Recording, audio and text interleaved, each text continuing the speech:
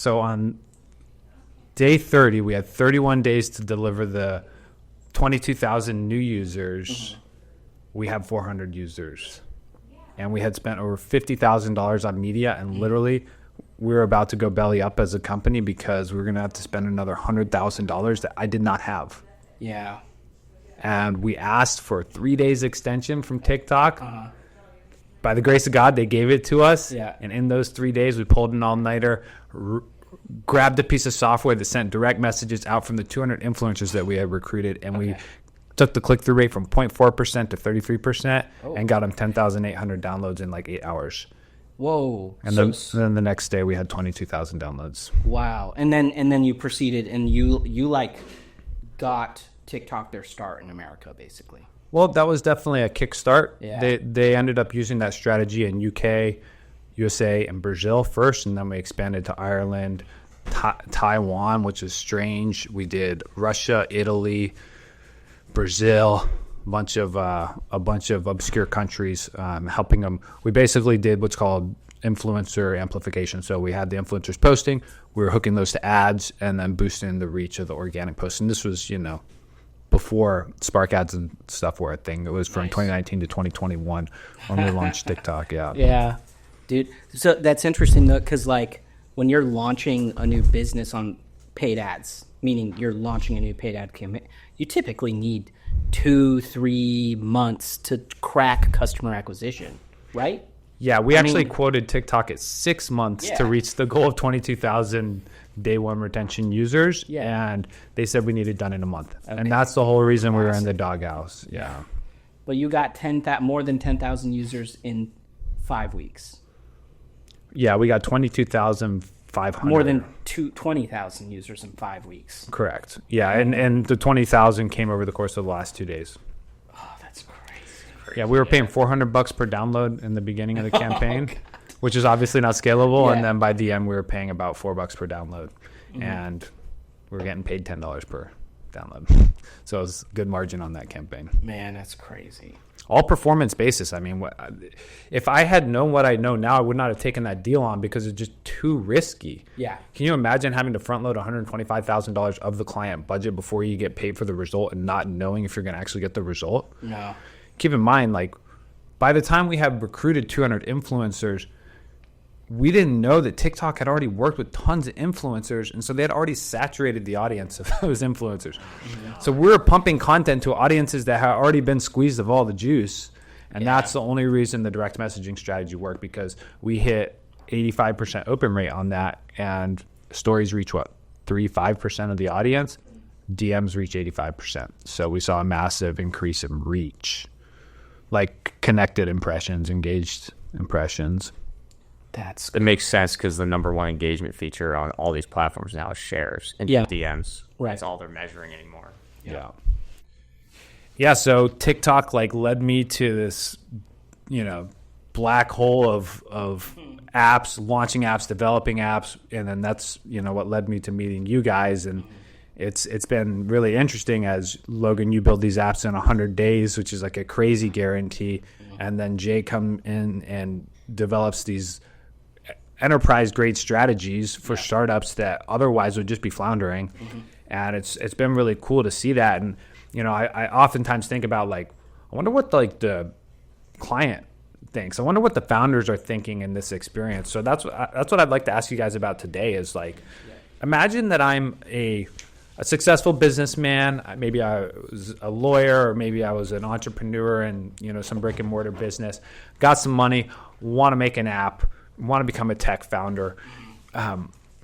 First question for you guys is, how long should I expect it to take to develop my first app? To develop my first app. So, I mean, it depends if you hire us or not, right? So what's with the regular everyday dev shops out there, how long does it take, and how long does the app guys take? Okay. So usually if you hire an agency, usually it's going to take 6 to 18 months. 6 to 24 months. And by the end of that, it's the likelihood of you being like, oh, this isn't ready, or having not seen anything at all is high. I get those calls every week. So, that's, and you owned an app too. You created an app before you started yours. Did you know I owned an app before I started the app, guys? I did, yeah. Yeah. So we both, before we got in the software business, were app owners, right? So we know what that process is like. And I was scammed by developers. I don't think we've talked about this. I was scammed by developers. I had developers hold code hostage, lie to me about stuff, all of that. And it's like, okay, I'm going to start my own development agency. That was 10 years ago now. But anyway, we do it in 100 days or less. And we're not doing like shitty MVPs, which are total bullshit. We're doing fully functional version ones that actually make people money in 100 days or less.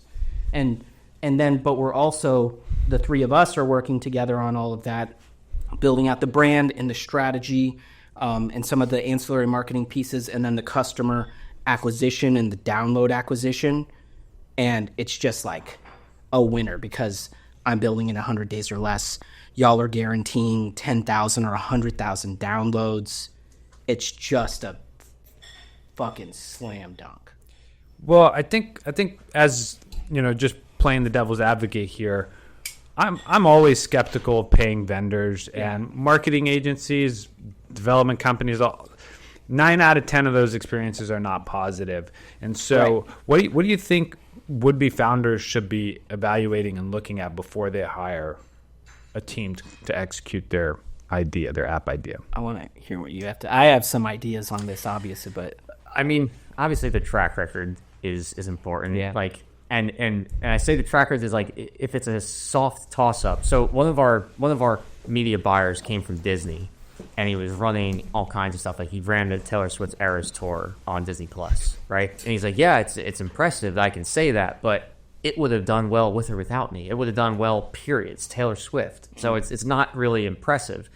What's a more challenging case study would be something that you see that really was like impossible to do. You're like, nobody could figure it out. These guys figured it out. That's interesting. That's what I would like to see is like, okay, well, yeah, I could silver spoon feed you this account, and yeah, of course it's going to be successful. But how would you handle this really weird thing that no one else has been able to do? And that would be the one thing that I would see is. So ask them about their weirdest case study, their most difficult project to build. I think that's so. That's a good like test. That's a good litmus test. I would love to know like what was the hardest. One of the interview questions that I ask when I hire somebody is still straight from Elon Musk. I go, give me a time, whether it's work related or not, where you dealt with a problem that seemed impossible to face, and how did you overcome that challenge? And the idea is that if they were really in it, they can give you all the specifics. They can go through like, I was at this, it was 2 a.m., I was on Adderall, but if they can't actually, if they don't have the experience, they can't give you the stories. They weren't there. So the more specifics they can give you. You want people that love the challenge enough to even tell that story. I wish I didn't like the challenge, man. Sometimes I'm like, oh my, like one of our core values is that we're motivated by the challenge. And sometimes I look at that and I walk into like a situation or even a brick and mortar store. I'm like, oh, God damn it. I know I can fix something. And I'm 100%. Yeah. And I'm like, God damn it. So I actually really love the case study that show. I've had a lot of people come to me and say like, well, you don't specialize in real estate or you don't specialize in like, at one point mobile apps. And our answer was like, it doesn't matter. It's the psychology that matters. The market can dictate how the little breakpoints. You know the insides of a mobile app a lot better than I do. But at the core of it, if I can solve the major problem, that's really all that matters. So yeah, I think that's like the one thing I would be looking for is how resourceful is the team that you're hiring? How creative are they? Not in the sense of design, but in problem solving. How creative can they be in problem solving? And are they tenacious enough to go after it, even if it looks like it's a dead end? I've told this story a couple of times now, but this company came to us and they were hemorrhaging around $60,000 to $80,000 a month in the red. It was being held up by another company under the owner, and 9 or 10 other agencies, including Cole Gordon's guys, had tried to solve some of these issues, and they couldn't figure it out. They couldn't crack it. And even my business coach was like, I would not pursue this. And I was like, no, I'm motivated. I'm going to figure this out. If they're making money there, I know that they had Facebook as a client. They had White & Case as a client. They had Alicia Keys and Clorox. And I was like, how are you not making money? I don't get it. And eventually it just came down to like they were a Swiss Army knife trying to cut 10,000 things at once. Yeah, sure. Yeah, did too many things. So we like, let's focus on just one vertical with where the lowest hanging fruit is for revenue. What does that look like? We dialed in the messaging, and we crafted a very drip-seeded campaign to nurture the audience, and we tested the messaging, and eventually we got to the point where it worked, right? So nice. That campaign, after we figured it out, in 90 days, they made about $3 to $5 million on that contingency offer, and they closed Morgan & Morgan as a client, and they closed FileVine, because this is in the legal tech space. It's not easy to market legal tech. You're going after PGLs that literally print stuff and redline it and hand it back to their assistants. Like, these are old heads. Not easy market to get a hold of.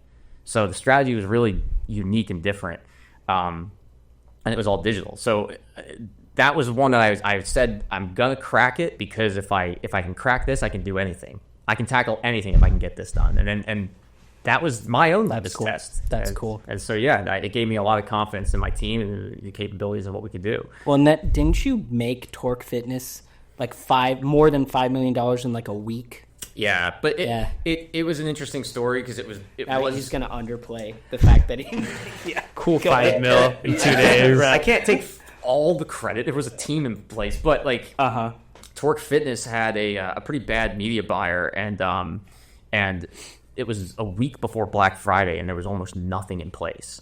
And so we had a week to prepare everything. And it was like Thanksgiving, the night before Thanksgiving, the 23rd of November. And we're literally 10 p.m., five of us feel the stress on this. 5 of us in a room writing copy, right? Because we're like, we had to get everything live. Like the Google campaigns are all getting, pish-pash together last minute. Wow. And we're like in the weeds making sure the copy was right for the audience. And they did more sales in 2 days prior to Cyber Monday than they had in 2.5 months. And it was a record-breaking Black Friday sale. That's awesome. And it wasn't just the copy and the creative. It was also the data modeling. And we've talked about this before, but it was really understanding where the conversion paths were coming from and tweaking it live as we went. So on Thanksgiving, we were still monitoring the campaigns. Like, we couldn't take our eyes off the ball on that one. But that was a really great... At the dinner table. I swear to God, at the dinner table, we're making sure it was all Yeah, so Grandma, good. that's a cool story. So, and that was a really interesting blitz that we did. So we like came in a week. That's what we were dealt with. So see, that's a... And people, your question originally was, what should people look for? It's like people that are willing to do that kind of thing, right? Like people that know how to show up when it's time to show up, which is a really low % of people. There's a lot of people that are like, oh yeah, I'm going to build $1 billion company and I'll work harder than anybody you've ever met and stuff. It's like, okay, well, tell me about a night that you were up all night and it actually affected something also. Because there's two pieces, like, are you willing to grind and kill? And when you do, is it effective? Because there's almost nobody that's willing to like grind like that. And then there's really almost nobody that's actually effective when they do it. That's super rare, right? I'm a successful businessman, want to become a tech founder, want to start an app. Yeah. And where do you see people like me go wrong most often? Like, let's just say I bring on someone who's super certified like yourself, has built apps for NASA, has built apps for Solana, bring on the bulletproof, the sniper team. Yeah. What is my level of involvement there? And how can I avoid the potholes as the founder and the funder of the project? I mean, well, so one is most people go wrong by not hiring those people.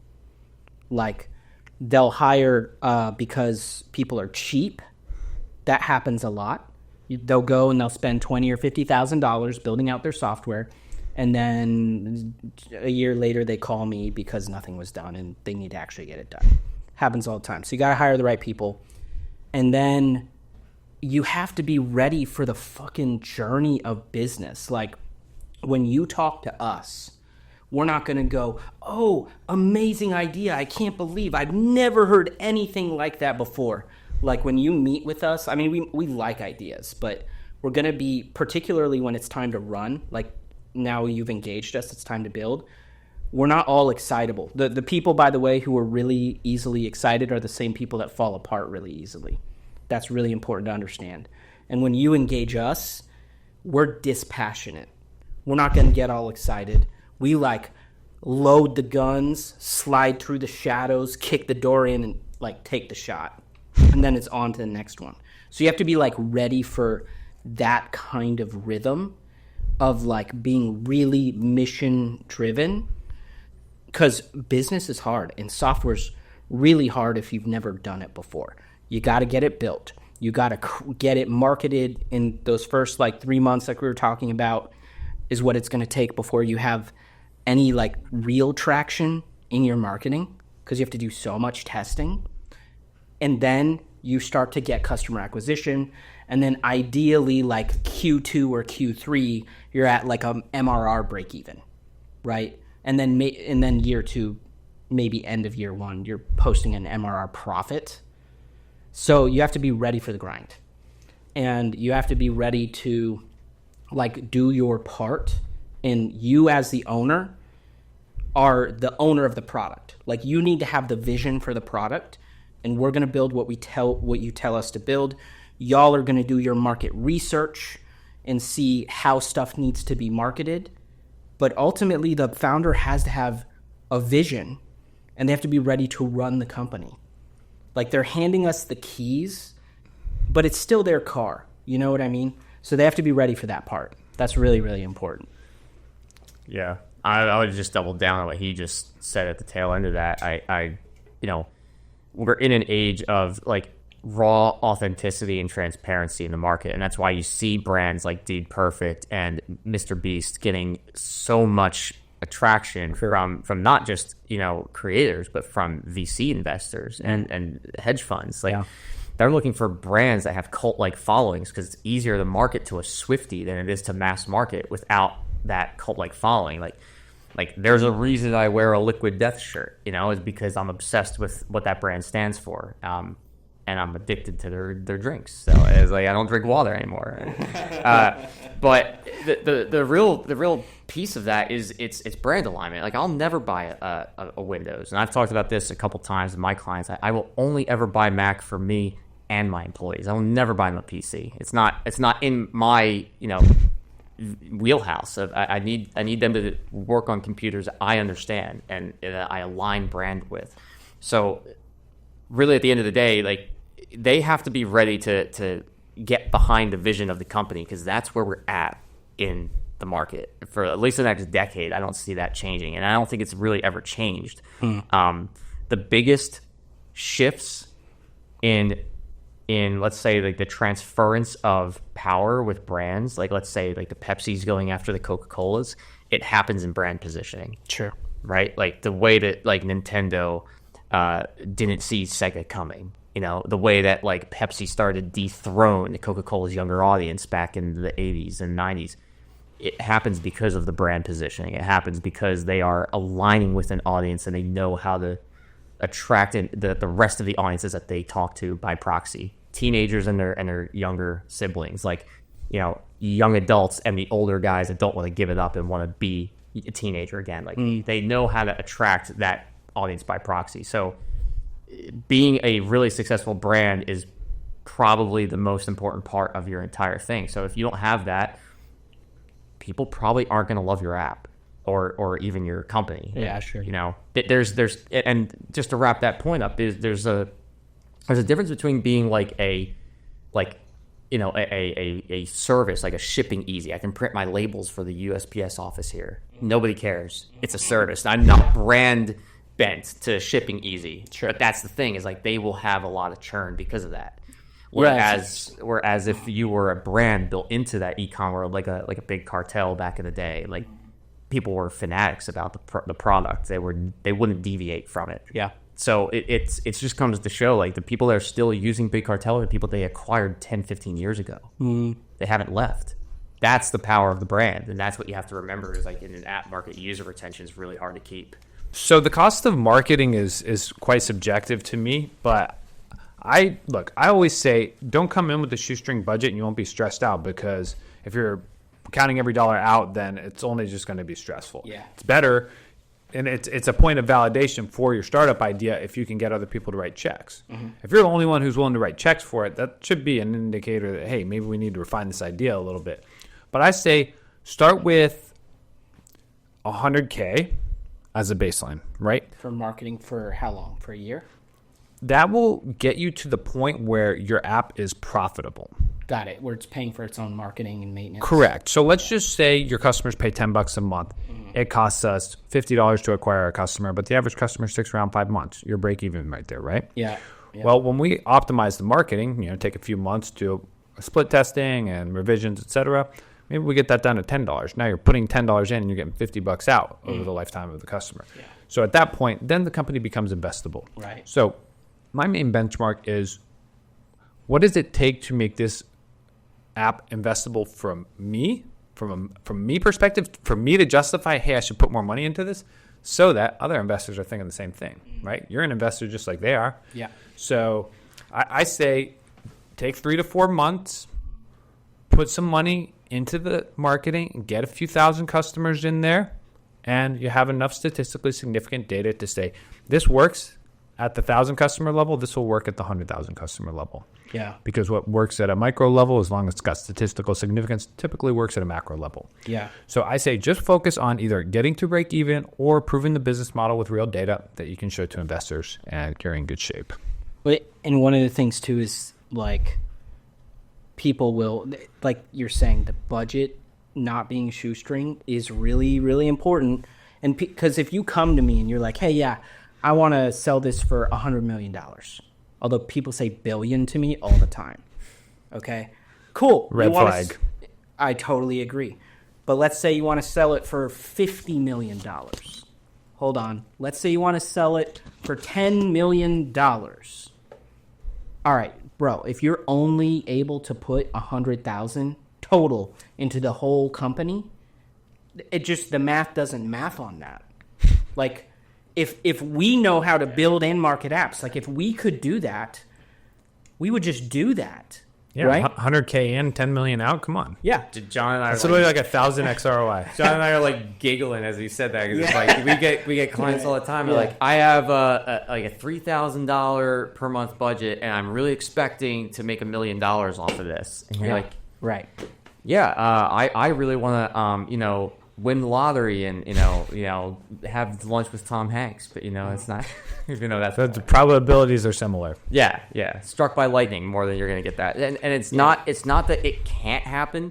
Statistically, the math doesn't math. It's not gonna happen because the input output isn't enough. Like you have to feed the engine enough marketing dollars to get enough data back to be able to make decisions. Right. That's the only thing. Yeah. If you're not putting enough data into the system, we're not going to be able to make this data-driven decisions. Then you're just guessing. So there's no point in even advertising in the first place. Right. So yeah, you really do need to hit thresholds just on the amount of engagement you can get from an audience in order to get decisions. Are you hitting enough impressions on that specific audience for us to make a clear and defined decision? Say we put enough information in front of these people.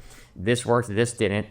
Let's shift away from the things that didn't work and go to the things that did work. And that could be anything. It could be your ad creative. It could be your landing pages. It doesn't matter. But you have to have enough of a budget. When we talk about per platforms, customers all the time will ask, like, well, what's the minimum budget I could throw at TikTok or Google? And it's like, oh, it kind of depends. You're asking the wrong question already. It's the wrong question. Yeah. Exactly. Yeah. It's the wrong question, and typically the answer is going to be it's a lot. Like Google's only gotten, Right. very. Isn't the question they should be asking is how much am I going to have to invest till I can get this profitable?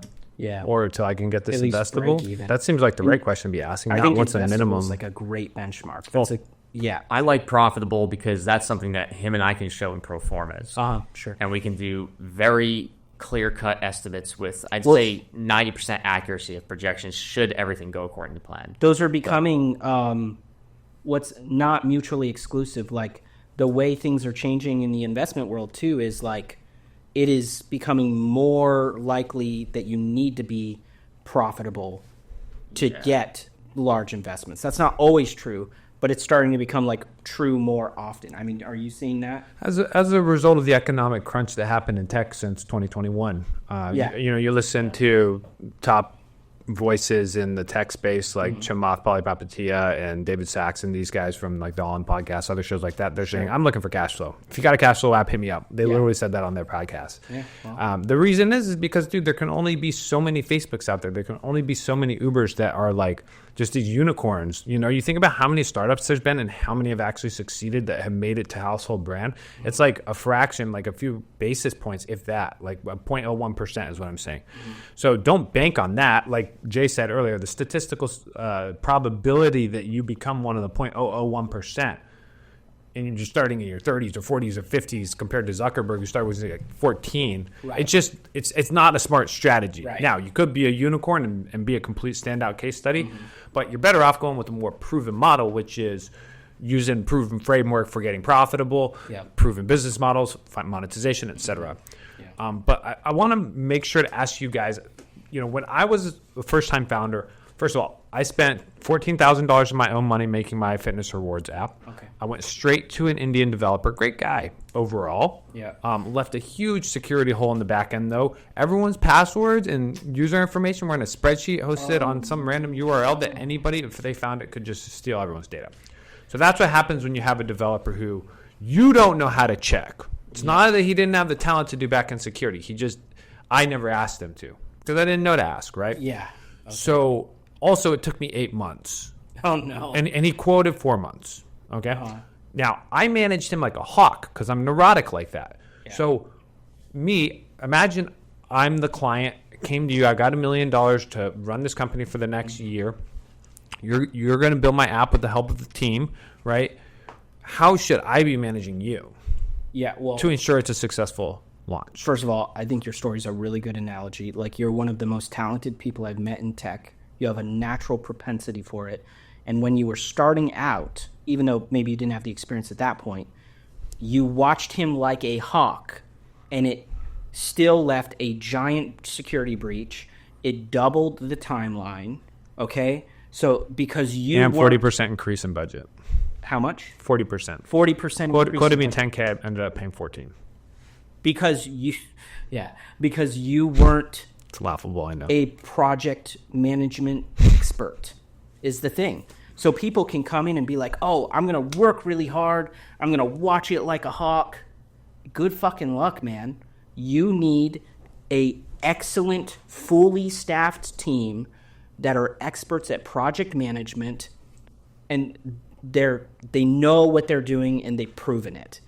And I also forgot your question. What was your question? Well, how does somebody who's a first-time founder manage a team like yours? You don't manage my team. What are you talking? You don't. So manage how do my I team. have to? What can I do as a client to ensure the highest success probability for the project? Okay. Yeah. So you're. I'm there zero. My team. Yeah. And by the way, like, people, when they try that, it's like, hey, no, it's our processes. You hired us because we're the experts. We have systems. We have processes. We talk to you on WhatsApp. You say, I don't like WhatsApp. I only do email. Okay, well, maybe go find somebody that's going to talk to you on Maybe go email. find WhatsApp. Yeah. Yeah, or just download WhatsApp. So what you want to do to find a good development partner and then marketing partner is also hard. It is hard, right? Like we're talking about, you want like a proof of good history.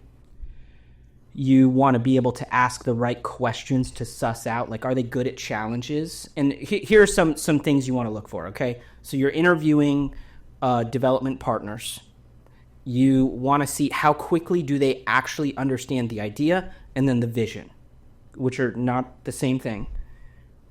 If they don't understand it in one conversation, you need to fucking go away because you're about to have big problems. They need to understand the idea and the vision. So there's one. Two is, do they pass the chug test? The chug test is, do you vibe with someone well enough? Do you like someone well enough to be able to sit down and have a drink with them? Because if not, you do not want to have to go through a development project and work with them on building version 1 and working with them for years together. So the chug test, which I also do in all business aspects with y'all, with each other. Before we started doing stuff together, like chug test is really important. You want to ask them about like their team, like are they fully staffed and what does that mean to them? Ask them about their project management and how they do that, and just see what they say. Because if they don't have good answers to how they manage a project, it means they don't know how to manage a project. Which, just to be clear, almost no development agencies know how to manage a project. I don't know why. Don't ask me why. It's kind of sad. It's crazy. Because in the realm of things, that's easier, less complex. The information's available on how to do project management. I disagree with you on this. Okay. I appreciate the opposition. Yeah. Bring it. Here, yeah, I think project management is the hardest part of a project and also the most important part. So let me give people some context. Why is it hard? Okay. Because the information's out there. Why can't, yeah, well, the why information can't I to as a build client? rocket ships out there too. but you know. Why can't I as the client project manage my own developer in India? Okay. So, first of all, like your question is interesting because that's probably how people think. First of all, what you're not realizing, what your question doesn't correctly assume, is the fact that to build a project, which is typically a version 1 project with us, is typically 800 to 1,200 man hours of design and coding and QA, aside from project management hours. 8 to 1,200 man hours that have to be managed, okay? Right? And you have all of these APIs and stuff. It's taking you 6 to 8 people to build a project. So that's the thing. The way you asked it was like, oh, just find a developer. It's like, bro, you need a project manager, you need a front-end developer, a back-end developer, system architecture, designer, probably 1 or 2 layers of QA. Like, this is a real staff. So if you're not an expert project manager, how are you going to manage a 1,000-hour project in an industry you don't know? That'd be like me. I'm an expert business person. I have made millions of dollars. Like, I've made a lot of money. I've built a lot of projects. I've led tens of thousands of hours of development on softwares. Ask me to run a 1,000-hour construction project. Bro, I think I'm good at business. I think I understand organization. But am I really going to successfully just step into a construction project? And no, like, of course not. It's going to go horribly wrong. And I'm probably going to wind up blaming everybody else because I had success in this other industry and I was all good. And so I must know what I'm doing over here. So that's why. Like, you need experts. I think there's a bit of a misconception of what causes a campaign, or even, let's take the campaign out of it, what causes a project to succeed. And some of that just comes down to you need to actually understand what you're hiring them to do and having very, very clear expectations of what they have been hired to do. Yeah. So if you're yelling at the developer, being, why doesn't my brand look better? It's like, well, you didn't really hire us to do the brand. Right. Or how come we haven't done all this market research? Well, you didn't really hire us to do that. Mm-hmm. You hired us to build this. It's not in the scope. Like, there's a scope for a reason. So to answer your question, John, I think it comes to bring that full circle. I think that if you are the one hiring the development team, you gotta also just know that I have a very clear set of what I'm hiring for, and to get the deadlines for the if you have a goalpost that you have to hit, like I need to get to investors by July, I need to get to 10,000 users by December, I need to whatever it is, the development of the project has to hit the outcome, and it's got to be outcome focused as opposed to you just saying, well, I want to build this thing, let's see how it goes. Like, there needs to be an actual outcome beyond just let's build it and let's market it. Because then everything can be reverse engineered in milestones. And that's the project management side that you and I can be like, yeah, there's scopes out there. We can easily reverse engineer it. But if you don't have the goalpost, you're not going to be able to actually do the project. Because you're just going to be scrambling as to what should the next move be. Because you don't know, because you don't have a North Star to point as to that should be the next move. Because everything else is irrelevant. Like, that's the thing that's going to get me to the next stepping stone to the next I recall a story of a client. I'm not going to put names out there, but two very successful gentlemen, and they have spent millions on building an app, and they're years into the project. Like, did they get a version 1 out? Yeah, you guys both know them. Oh, okay. I know who you're talking. Yeah, okay. Okay. So these guys are $1 million plus into the project. They're very experienced and successful guys. Yeah. They've spent years on it now, and They're not like the best at what they do in another industry. correct. Yeah. And it's an intellectual industry. It's not fucking dump trucks. Very smart people. Yeah. Okay, which I don't know. Maybe that's a high IQ industry, but they are still millions of dollars into this, multiple years into it. Yeah. A lot of gray hair and stress, I'm sure. Yeah. And they don't have a product that has users on it, and they don't have revenue. So, can you guys tell me where you think those situations went wrong? Yeah. How do you want to start? Yeah. Talented guys, millions of dollars in backing, Yeah. probably were on top of their shit too. Well, so actually that's one of the things is they didn't own their product like they should have. Like in our situation with our trifecta offer, people hand us the keys, right? But they still own the car. And that's the thing. They have to have the vision for the product and the ultimate vision. They have to know what they're building. You can't. So number one thing of preventing a product failure is having a vision for it. Go on. Yes. Yeah. And you need to have clarity on at least the big daddy use case that you're going for. The problem solution? Yeah.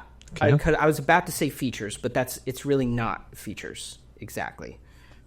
So yeah, the problem solution. You need to have clarity on that.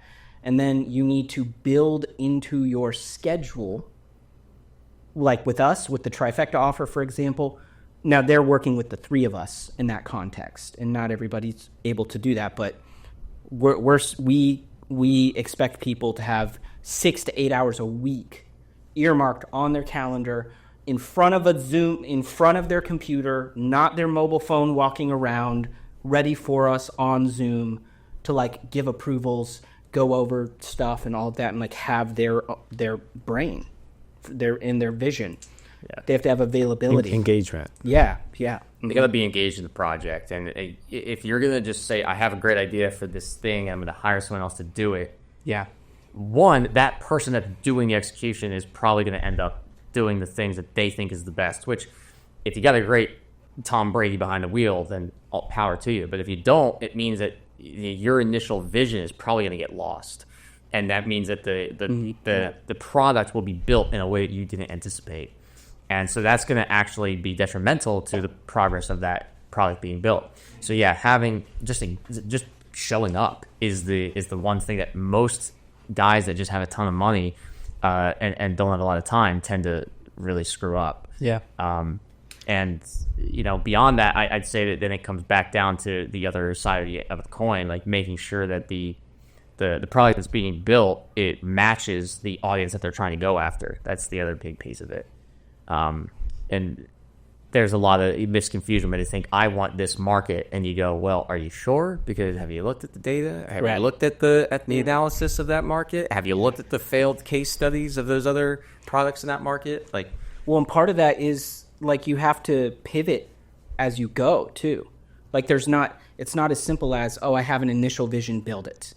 You have to like be available because pivots are happening. And so like for the trifecta offer, for example, we're basically saying, hey, about 30 hours a week, what am I doing that math right? 20 to 30 hours a week, we need you. But the thing is, we're inside of that, we're making pivots and stuff. But guess what? If you have the right budget and you're giving us those 20 to 30 hours, real hours a week with us to do your vision casting, in a year, you're probably valued at $10 to $50 million.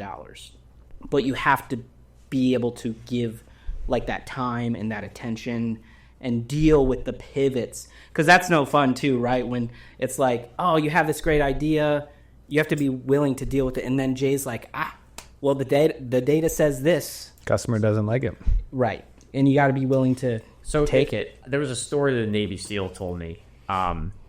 They were doing it. This is a live example, and actually, the partner of this guy is the guy that put the bullet in Bin Laden's head. So it's kind of interesting. But basically, like the way this was described to me is that when you're going into an extraction point, let's say you have a guy that's out 100 yards out, and your play is like, we're gonna flank them from behind. Mm-hmm. But halfway through your approach, the target moves. Do you abandon and abort the mission? And the answer was always no. We never do that. We never abort the mission unless it's like we literally are going to lose lives to the point where it's not worth it anymore. And even in those cases, sometimes they tell them to push forward anyway. Yep. It's not like just because the target moved, you're changing the entire approach. All you're doing is changing a bit of the approach. Yeah. You're not changing the strategy. The strategy is still to flank that person. So, okay, they move. Well, how can we flank them now? We're going to come around this side. And it's a bit of a chess game. But that happens a lot, and strategy is no different. Like, you don't change the strategy. I think people really get mixed up with, okay, well, that tactic didn't work, so we're going to completely change everything. It's like, no, the strategy is to, let's say, do market penetration in this audience with this type of message. So just because that one tactic or that one creative didn't work doesn't mean that we should change the strategy. It means that one idea didn't work, but we're just going to pivot and shift. And I think it was he was on Joe Rogan. I guess it was not Jocko. Maybe it was Jocko. But this guy said the same thing. He's like, when we do an insurgents campaign, it takes 18 months. And he's like, and I have my senior officer telling me it's been 3 weeks. What's the status? And he's like, dude, like this takes years. Like, and sometimes, like, you gotta give me some room to move here. So yeah, there's a lot of pivoting that happens. Facebook's a good example. They started as a hot or not app, and now they are doing Ray-Ban smart glasses, right? Yeah, like you gotta pivot. So to your point, being willing to understand that the strategy will have to pivot is critical for success, because the market does not stay still. Right. And shit is going to happen that you can't control, and you have to be able to recognize it and say, well, I'm not going to throw my hands in the air and quit. It's just like, all right, that's an obstacle. How are we going to overcome it? That's all it really is. So what I'm hearing is, if I had just thought through things a bit, gotten some more conviction in the vision, defined the problem solution I'm trying to solve, and stuck to that strategy, being willing to flex on the tactics, my $2 million in 2 years would not have gone to wherever they went. Yeah, no, they'd be worth I think 30 to 60 million today. Yeah, on a valuation basis. So it could have been them studying and meditating on it for a month prior to engaging in starting something, thinking through that, getting definitive about that stuff, and the whole trajectory of the project would have changed. Is that what I'm hearing? Well, and having appropriate expectations about what the reality is. And engagement, like being present in the engagement of everything. Being available. And, there are always things that you can't control. Like, we had delays that were outside of all of our control, right? So that regardless, there were things like that. But when it came down to it, it's like, well, what can we do? Then that's the tenacity of the person on the other end. Like, well, this is delayed, which is going to hold everything else up, but what can we do? Mm-hmm. Yeah. And even, my background being like, we was in band touring for years. There's all kinds of stuff that would happen. Like, well, this happened. We can't do that. Well, what can we do, guys? And then our manager would never keep us stagnant. He had us doing stuff nonstop every single day, bugging us to make sure that we had activity. So the activity incentivized us to keep, the morale going all the time. So, yeah, I think those are the biggest drivers of whether or not a product going to market will stay successful or not. Is, are you willing to show up? Are you willing to overcome the challenges that are going to happen? They're going to happen. They're inevitable. Yeah. And do you have enough of a runway to handle those obstacles, which also can kill a project? Runway can be resources, it can be people, it can be money, but that's the other big part of it. So we understand the potholes now. Logan, I've heard you mention on a number of occasions the trifecta. Describe to me what this is. Yeah. So the trifecta, which again, like we're pretty picky about that. That's you, me, Jay. And not everybody, we can't take everybody in on that one. That's you need to have 7 figures ready to roll out over the next 12 months. It's not cheap, but we're going to fucking kill it for you. So we're doing a few things. We're going to build your app in 100 days or less. We're going to guarantee a critical mass of users. 100,000.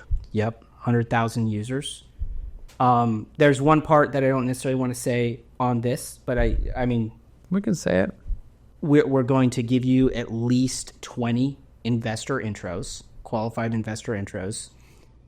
And for the record, those investors tend to fund $2 million and up projects. These are not small fish. Right. As I understand it, Jay, those investors have funded $75 million toward startups that you introduced in the last 60 days. Yeah, the other part of my company, we do investor and pitch deck prep, and a lot of the times we get a deck that's like, you know, a lot of text on a page. And you're like, this isn't how you don't Word document. read a book, guys. Like they don't want to read a novel. You're flipping through slides, and I tell people like, these investors are. You ever see the pig from Toy Story 2 when he's like looking for the channel for the chicken, and he goes, and he's going real fast. Like, oh, there he is. Oh, God, too fast. Gotta go back around. Like that's kind of how fast they're flipping through these decks when they're looking at projects they want to invest in. These are seasoned investors. They know what they're looking for.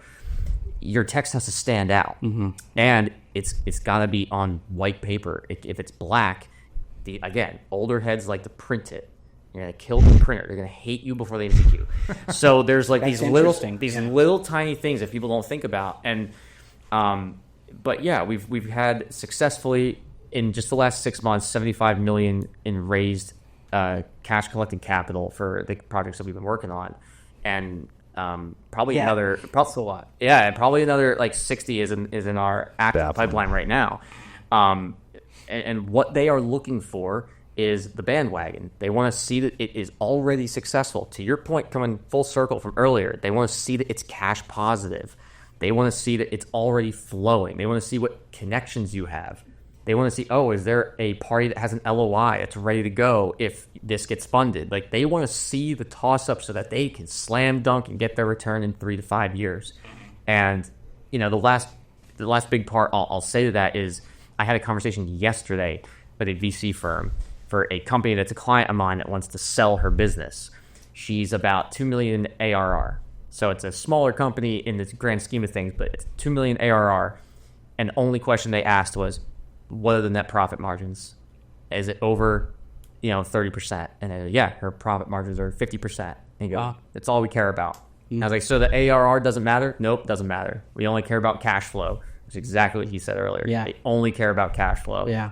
So you have to come to the table telling the story of like, it's going to happen with or without you. We already have momentum. We've stacked the deck so high that to quote Hormozy, they would feel dumb saying no, getting in bed with you. They would feel like they were going to miss the opportunity. Now you can actually have investors bid on your deck. You say, well, why should I go with you? I have this other deal over here, and they're like a little bit more strategically aligned. Like, why should I go with you? That's actually the way to play that market right now. And one of my mentors, he said he couldn't get any investors from the SVB side to invest in his AI companies. And this is a guy that sold his company to Virgin Galactic. Like, it's not like he's a small dude. Can't get people to invest into his companies right now in America. Oh, really? I swear, yeah, Wow. yeah. I don't know if I want to name drop him or not, Sure, but the point is that he's having a hard time, whereas the deals that we're bringing to the table are getting easily funded. Yeah, $75 million in 6 months is kind of an interesting That's number that I didn't even anticipate doing. Yeah, but the idea being that it's because we're telling good stories and we actually have the partnerships and data to back it up. And we're trying to get them net zero as fast as possible with cash. They're not spending money. They're breaking even. Like, that's the best way to approach it right now. So I don't know if that helps anyone in the audience, but if you're trying to raise money for capital for your apps or any other project, like, that's what they're looking for. Yeah. Bro, honestly, I think that by the end of 2025, Trifecta clients, I think we could have seen Trifecta clients raise like $100 million. I do think that's possible. Absolutely. Let's see what we can do. Yeah. So the trifecta is we'll build your app in 100 days or less. Yep. Guaranteed. Bring 100,000 new users. Guaranteed. Line up 20 investor introductions. Also Maintain guaranteed. your app. Maintain your app for a year. Do upgrades for a year. Continue to market it. Continue scaling. Yep. Touche. So what other final thoughts would you have speaking to me as if I'm a qualified investor with, sophisticated, 7-figure budget? What are you telling me before, the elevator doors closing? So if you're really serious, if you have funding and you're an expert business person and you're like really serious about getting your software off the ground, then let's do a phase 1 together. Again, we're like really picky about who we're taking for that. We'll do a phase 1 together. We charge $50,000 for 30 days. Like, again, we're expensive, right? And we'll do a phase 1 together. We're going to meet together in person, all of us and you. We're going to spend a day together. We're going to get your app blueprint. Over the next 30 days, we're going to get your app blueprint. We're going to get the wireframing. We're going to get your marketing strategy. We're going to get an entire year of development and marketing planning and financial projections out and set the stage for the next 11 months. And honestly, it's very likely that by the end of 12 months with Trifecta, your software is worth $10 to $50 million on a valuation basis. I want to kind of just buttress that with two things. Like, again, everything you just said, plus brand positioning, like what actually makes you different in the market. That's a big piece of what we both do together. And the last side of it is like what needs to be in place for you to actually raise capital. And that way, by the time you're done this first engagement with us, this Trifecta day, whether we market the product and build it, or you do it yourself, or you hire some other third-party company to do it, it doesn't matter because you have the roadmap to take this and make it successful. You know what the investors are looking for. You have your go-to-market strategy. You have your brand positioning. You have your ability to then find out what the investors want. Like you have your deck is kind of prepped, right? Even if it's not built, all the pieces are there.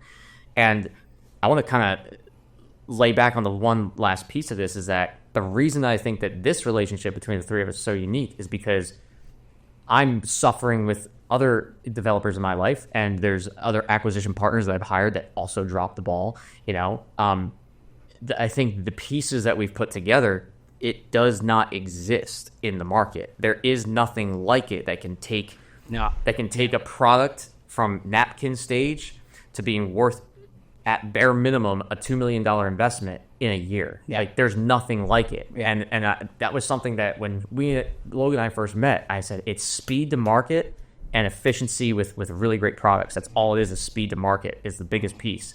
And I would love to be proven wrong if there's someone else doing what we're doing right now. I would love for someone to come and say, "Oh, we're doing that." There isn't. So that would be the one thing I wanted to like kind of lean back on is that it's very unique because there's no one else doing it. Right. My team used to complain to me when I said I wanted to put a guarantee in place, and we launched 34 apps last year. This year we're on target to launch like 50, 55 of them. Nice. 2 people have redeemed the guarantee. Two times we've had to work beyond the promised time frame. Like 98% success rate right now. Awesome. Yeah. And it's only because we had to step up to the plate. And I just don't think that many companies are willing to like really put their neck on the line. They'd rather get a quick dollar out of it. Right. And I think that's what makes this Trifecta different. Right. We want to work with people for years. I don't like meeting new people. That's too much work. Well, guys, thank you for coming on. It's always great to have you. And we'll leave links in the show notes if you're an investor and you want to come in and take a look at what this Trifecta situation looks like, or if you're a venture capitalist and you want to bring some of your portfolio companies in to have us launch the product. We'll leave it there for you and look forward to connecting with the rest of you guys. And Hope this has been helpful for the audience. Awesome. Thanks. Cheers, boys. Cheers.